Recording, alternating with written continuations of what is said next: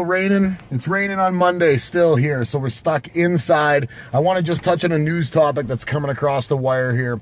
So a federal court judge in Illinois and Chicago has awarded a man $150 million. $150 million because he had a heart attack taking androgel. So they were awarded this. They weren't found, AbbVie, this is about AbbVie, the pharmaceutical company. They weren't found liable, but they were still found, I guess, somewhat responsible.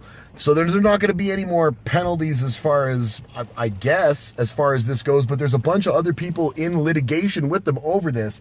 Now, AbbVie comes back and says that, you know, like, this guy was overweight with a history of high blood pressure and yada, yada, yada. Now, androgel is not very strong hormone replacement therapy, but any kind of hormone replacement therapy, if you're going to be doing it, I'm sure they advise it. And at the doctor level, your doctor should know this when he's prescribing this to you. Forget about what it says in the liner notes of anything. If you're going to be increasing your testosterone and you are hypertensive, if you've got high blood pressure, especially a relatively high blood pressure, you can't be introducing testosterone levels, new spikes in testosterone before you get that fat level down, the adipose tissue down, and you actually do something about that blood pressure. So for AbbVie to be $150 million because this guy had a heart attack, you clearly weren't doing any of the lifestyle choices to begin with that were correct. You think adding some testosterone into your lifestyle choices are going to correct a lot of bad choices, and then you want to hold the manufacturer, the pharmaceutical company, in this case AbbVie, responsible for it. To me, that kind of seems